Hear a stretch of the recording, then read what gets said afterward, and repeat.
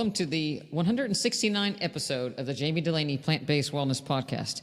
My name is Jami Dulaney, and I'm your host. I'm a plant-based cardiologist and endurance athlete living in Southwest Florida. Thank you for listening.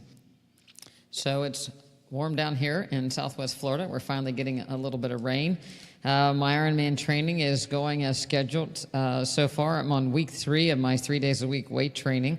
So it's finally kicking in, as my coach said it would, that I wouldn't be quite so sore afterwards and be able to get my runs and rides in without a whole lot of difficulty. And I'm actually feeling stronger and lifting a little bit more weight. So that's all good, makes me happier. It's kind of funny,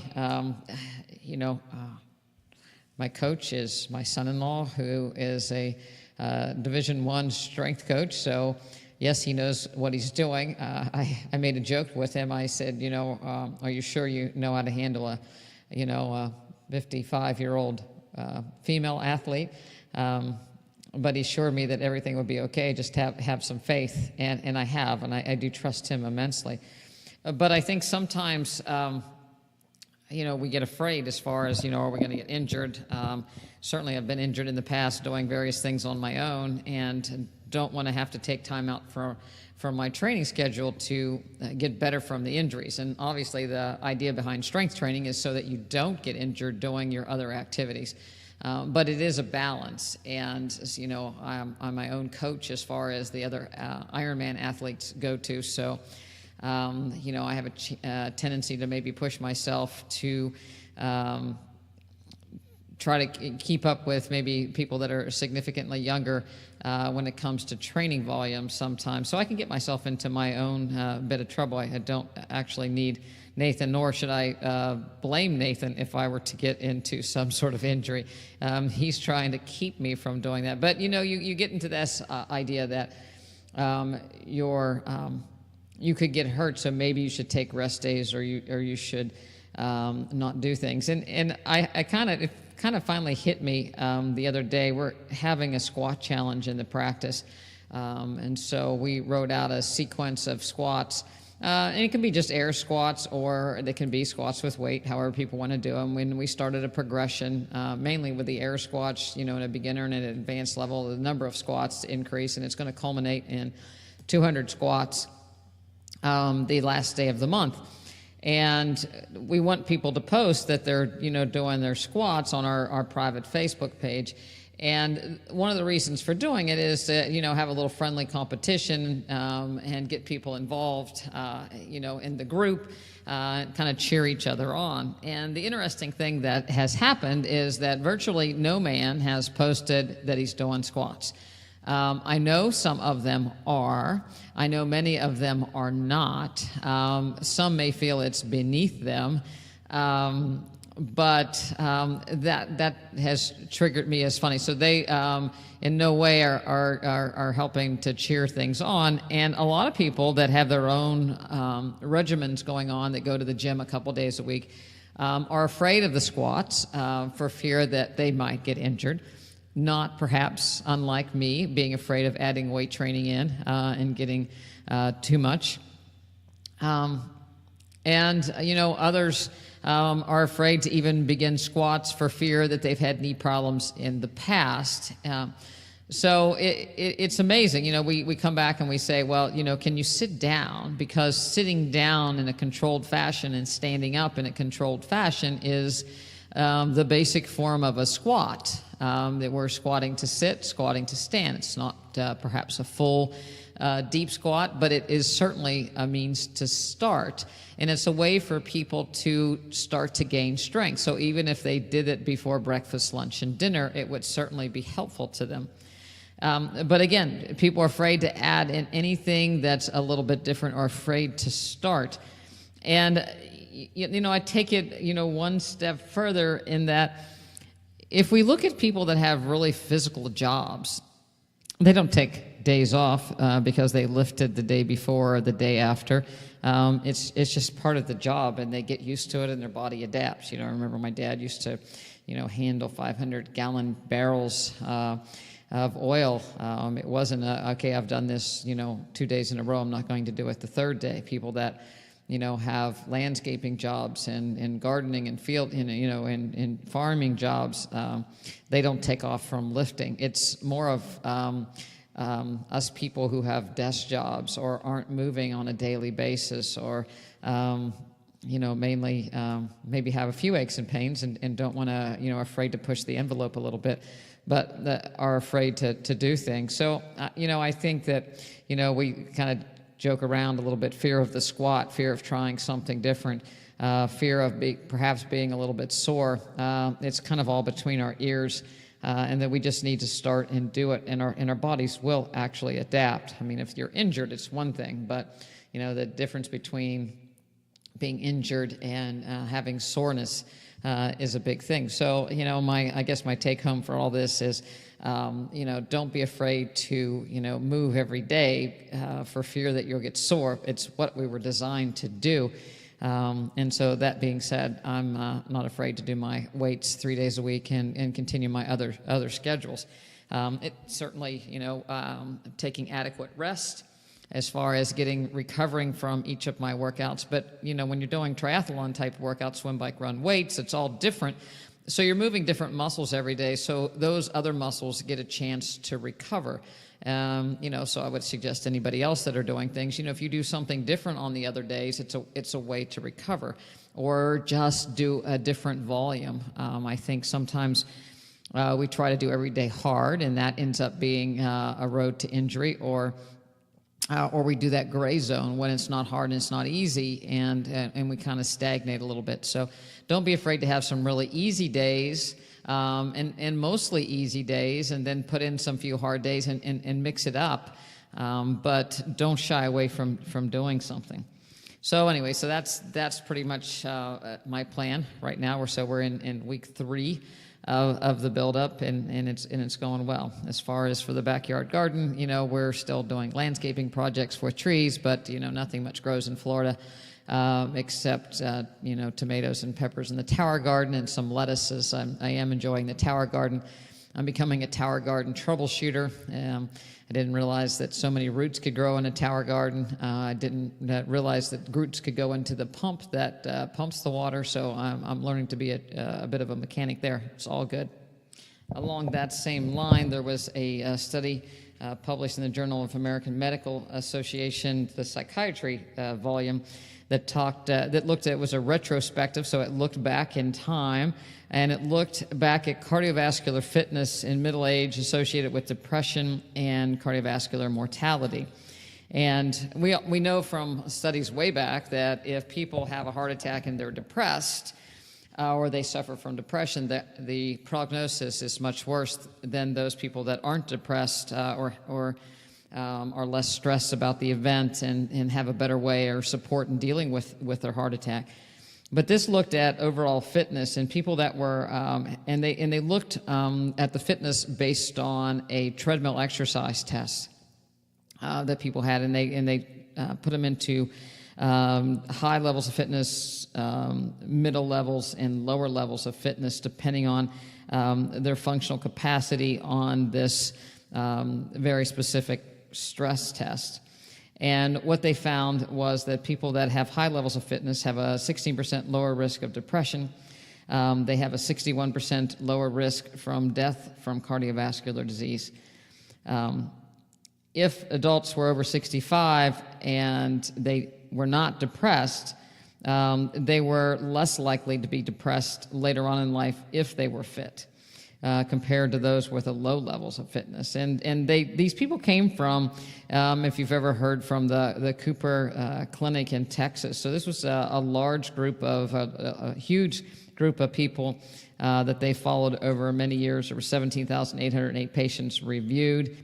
And, again, the number of people that became depressed in the high fitness group was much lower than in the lowest fitness. It was 22 people in the high per 1,000 years of life, 26 in the median, and 30.7 people per 1,000 years in the low fitness group. And then when they looked at cardiovascular mortality, again, there were 3.9 deaths per 1,000 years in the high fitness versus 10.4 deaths per 1,000 years in the low fitness.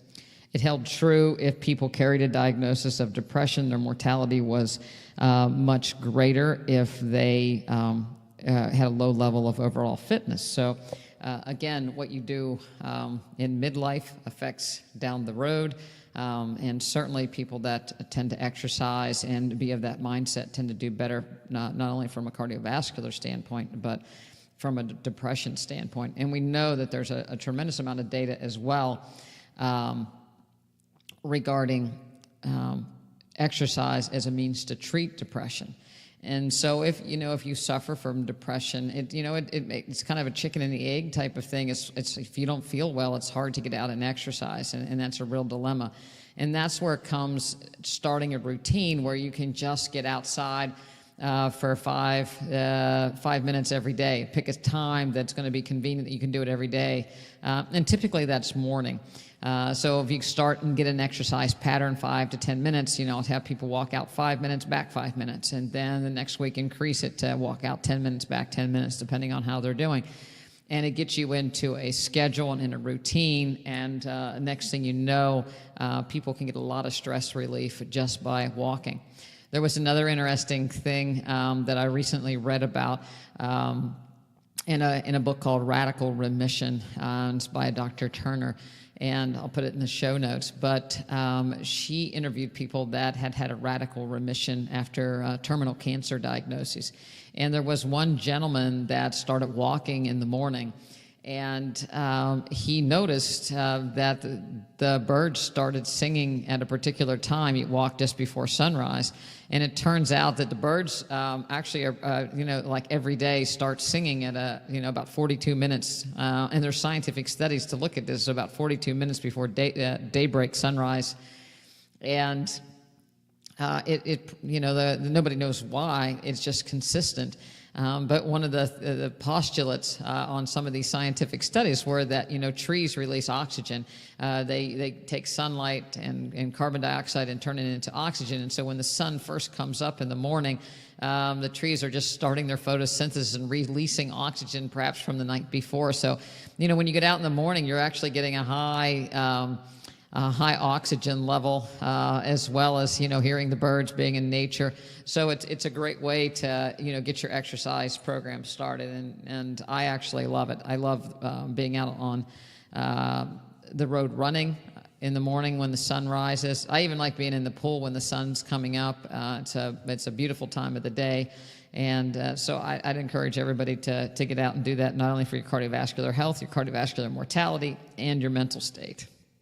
Often when people come into the office, they're looking for alternative ways to treat their lifestyle diseases, especially now since we've went to a completely membership program. So people are seeking me out because I'm a plant-based physician. My goal is to get people off of their traditional medications and heal them through nutrition and movement.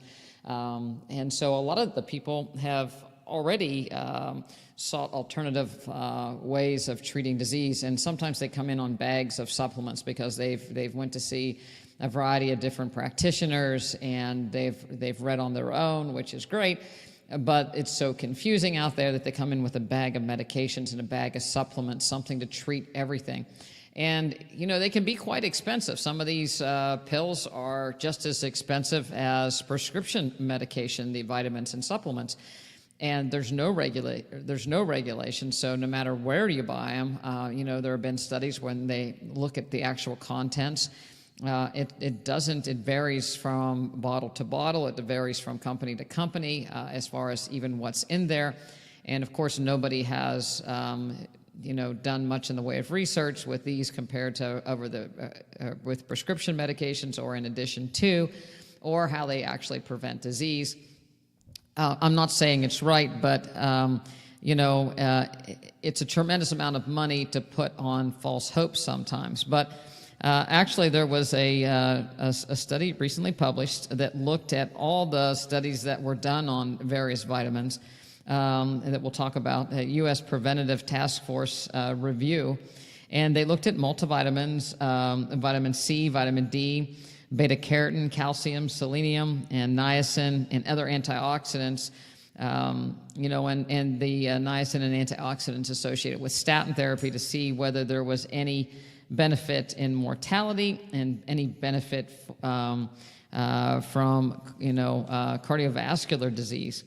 In previous studies, they've also shown that, you know, taking individual nutrients by themselves don't work the same as they would if they were in the food itself. For instance, beta-carotene has been shown to increase lung cancer when taken as a supplement form, but we know that beta-carotene and all the other nutrients associated with orange vegetables, sweet potatoes, carrots, green leafy vegetables actually decrease cancers and decrease the growth of tumors and, of course, improve cardiovascular function.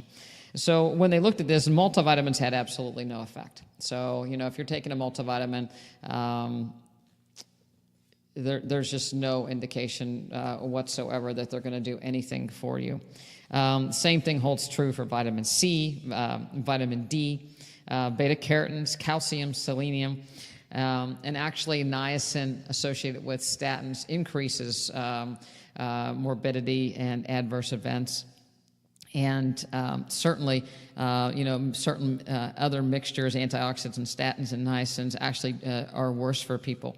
We know that selenium has increased risk for bleeding on itself as vitamin E has. So there's, you know, these things taken as supplements aren't doing any good for people. The one area where there was a modest trend toward improvement was with a stroke and folic acid supplement, and there appeared to be about a 20% reduction in stroke for people that took the folic acid studies. Now, before you go out running out to buy folic acid, remember that you get a tremendous amount of folate, which is the usable form, which is the natural form in beans and green leafy vegetables and citrus and beets and cauliflower and corn and broccoli and okra and carrots. So these are all the things we want you to eat from a plant-based diet. So if you're doing that, you're decreasing your risk of a stroke already by nutrients. Adding stuff on top, and as this study was in, you know, these meta-analysis, you know, didn't take into consideration people eating plant-based diets. So, you know, don't run out and get folic acid. Just be happy, pat yourself on the back that you're getting your folate in when you're eating these vegetables. The other thing to be aware of is, you know, a lot of times people, you know, we want people that are plant-based to take a sublingual or chewable form of B12. B12 is very important because it comes from bacteria in the dirt, and animals typically eat the dirt and you eat the animal. If you're not eating animals, or if you're eating animals on a feedlot, then you're not going to get the B12 that you need. And B12 is very important for a variety of functions, including neurological functions and metabolism of various amino acids, including homocysteine. So we want you to take B12. Sometimes people ask, you know, what kind of B12? Should I take the methyl or the cyano form? And probably the methyl is going to be the safest form, especially in people that can have renal insufficiency or kidney issues, and they can actually accumulate cyanide. The other thing is, don't take a B12 that is a B complex, because you don't need all these other things. And again, we've shown before that some of these other, you can actually become toxic on some of these other B vitamins. So take your B12 by itself. Don't take a B complex thinking more Bs are better than just one B. So don't be confused on that, and don't let people sell you on that. Same way with these eye vitamins, you know. If you're eating a well-rounded, colorful plant-based diet, you're getting more nutrients than you ever would from the eye vitamins and supplements. And we know that, you know, sweet potato decreases macular degeneration and decreased blood vessel formation in the eye. You know, again, all the antioxidants are good for what causes the eye problems to start with. You know, nitric oxide producing greens are going to help bring down pressures in the eye if it's not structural. So the eye vitamins are, you know, which are usually touted as a treatment for macular degeneration, are much better to be replaced with natural foods and whole foods. You can buy a whole lot of sweet potatoes for what you'll pay for a eye vitamin, especially if you get it in a physician's office. Sometimes we're just not sure how some of these things work.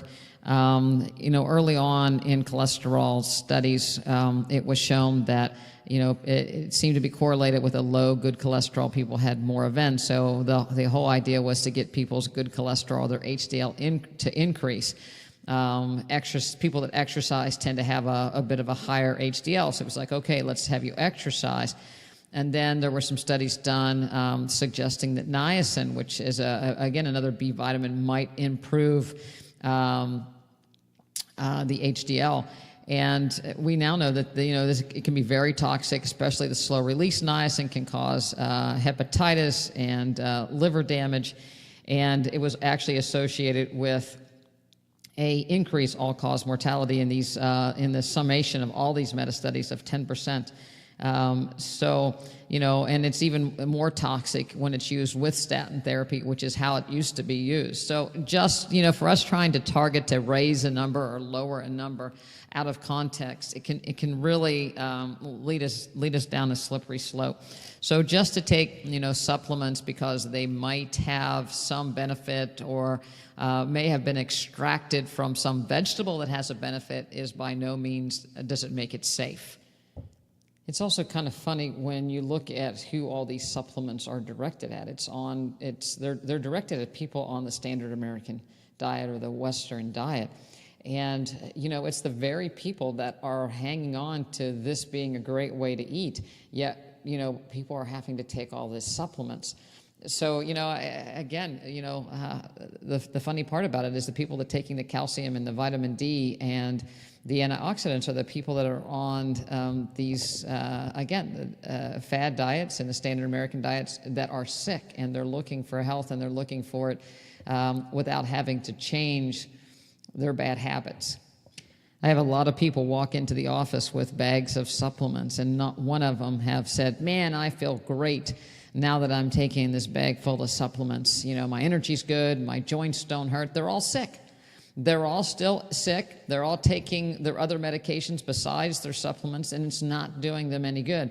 And, they'll try one after another, and it's not helping. But just, I had a lady that came in, 2 weeks after starting a whole food plant-based diet, and she can't believe how much more energy she has. Joint aches are better, and just an overall sense of well-being. And it happens that quick when you increase the blood flow through natural food. So, if you're on a bunch of vitamins and you're eating the standard American diet and you still feel poorly, it's because they're not working.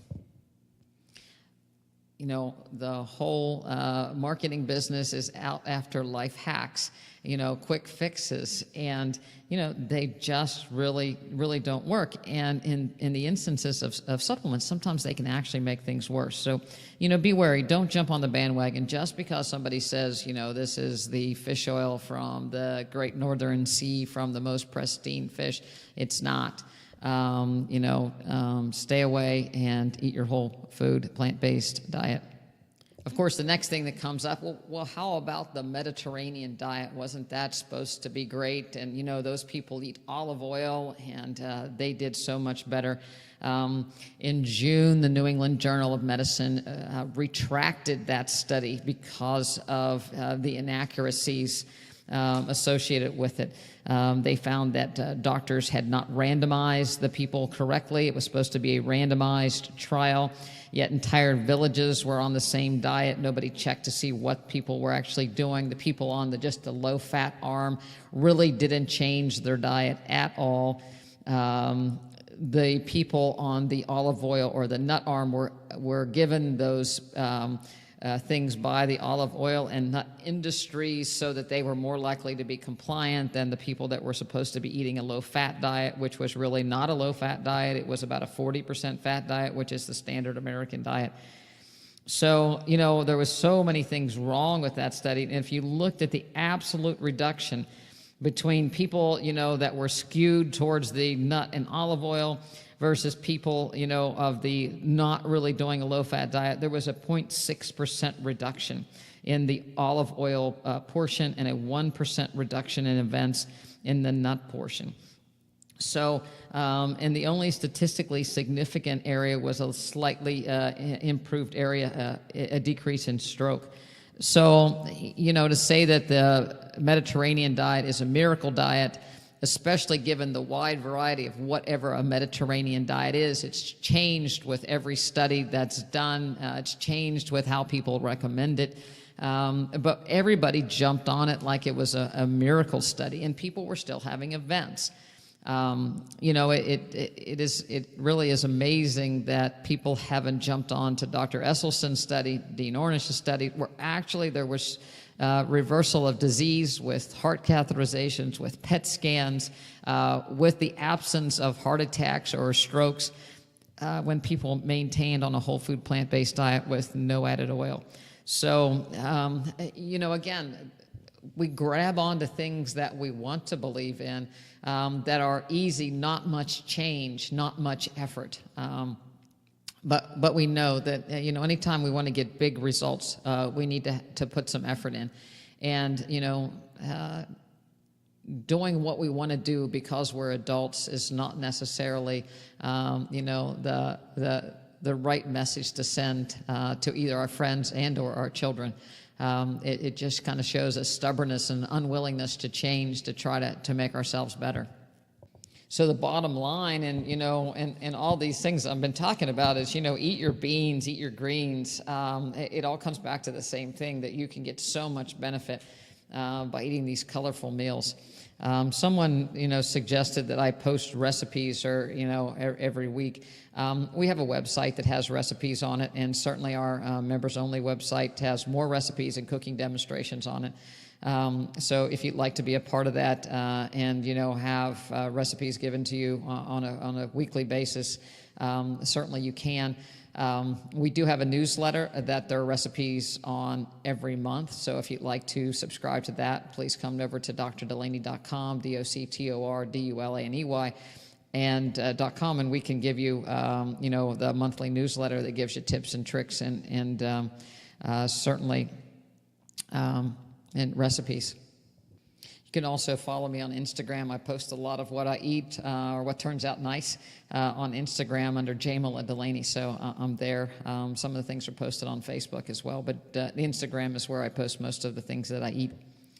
In class this week, we did a carrot cake breakfast cookie, all natural ingredients, pineapple, carrot, raisins, oatmeal, and no added sugars of any kind, and everybody liked it.